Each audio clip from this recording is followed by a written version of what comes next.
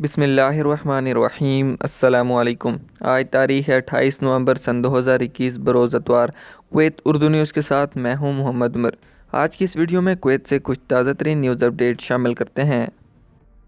خبر ہے کہ میوٹنٹ اومیکرون وائرس کی پیش نظر کویت وزیر کونسل نے اپنا فیصلہ جاری کر دیا ہے۔ کویت کی وزیر کونسل نے اپنا فیصلہ سنا دیا ہے۔ 9 افریقی ممالک کے ملک میں براہ راست داخلے پر پابندی بھی عائد کر دی گئی ہے۔ تفصیلات کے مطابق کویت وزیر کونسل نے جنوبی افریقہ، Namibia, بوٹسوانا، Zimbabwe, Mozambique, Lesotho, اسواٹینی، Zambia اور ملاوی کے ساتھ براہ راست کمرشل پروازوں کو روکنے کا فیصلہ جاری کر دیا ہے۔ ان ممالک سے آنے والے کویتی شہریوں کو کویت آمد پر PCR ٹیسٹ کے ساتھ 7 دن کی مدت کے لیے ہوٹل قرنطینہ، جبکہ چھٹے دن دوبارہ سے PCR ٹیسٹ کروانا ہوگا۔ وزیر کونسل نے ممالک سے آنے والے غیر کویتی باشندوں کے ملک میں داخلے کو روکنے کا بھی فیصلہ جاری کر دیا ہے، چاہے وہ براہ راست کویت میں آ رہے ہوں یا دوسرے ممالک کے ذریعے، جب تک کہ وہ ان ممالک سے باہر کم سے کم 14 دن نہ گزار لیں۔ اس فیصلے کا نفاذ 28 نومبر یعنی آج سے ہو گیا ہے اور اگلے نوٹس تک جاری رہے گا۔ حکومت کویت نے شہریوں سے بھی درخواست کی ہے کہ وہ موجودہ وقت میں سفر سے گریز کریں، سوائے ضروری معاملات کے، خاص طور پر ان ممالک میں جہاں کرونا وائرس کے نئے تناؤ کے کیسز سامنے آئے ہیں۔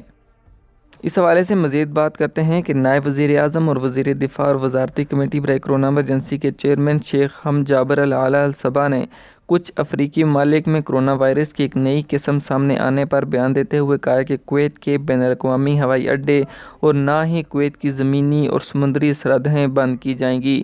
شیخ حمد جابر نے کویت نیوز ایجنسی کو بتایا ہے کہ وزارتی کمیٹی برائے کورونا ایمرجنسی کے اجلاس کے بعد کمیٹی نے کچھ افریقی ممالک میں نئی قسم کے ظہور کے پیش رفت سے متعلق اقدامات اور تجویز کردہ فیصلوں کا مطالعہ کیا ہے۔ اس حوالے سے انہوں نے کہا ہے کہ جو لوگ کویت کے اندر رہتے ہیں یا باہر رہتے ہیں، ان کے لیے ہمیں سخت سے سخت اقدامات اٹھانے چاہیے۔ ان کا مزید کہنا تھا کہ میوٹنٹ وائرس خطرناک ہے اور تمام ممالک کے افریقی براعظم کے کچھ ممالک کے لیے پروازیں بند کرنے کے اقدامات کیے ہیں، جس کی ہماری کمیٹی نے بھی سفارش کی ہے۔ ان کا مزید کہنا تھا کہ اللہ تعالیٰ اور وزارت صحت میں ہمارے ہیروز کی کوششوں کا شکر ہے جو وہ کر رہے ہیں۔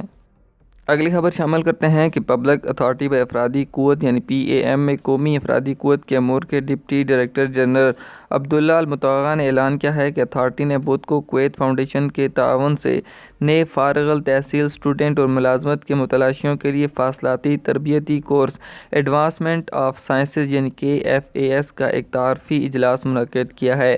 ایک پریس بیان میں انہوں نے کہا ہے کہ سیشن 188 ملازمت کے متلاشیوں کی موجودگی میں منعقد کیا گیا، کیونکہ کورس اس ہفتے شروع ہونے والا ہے۔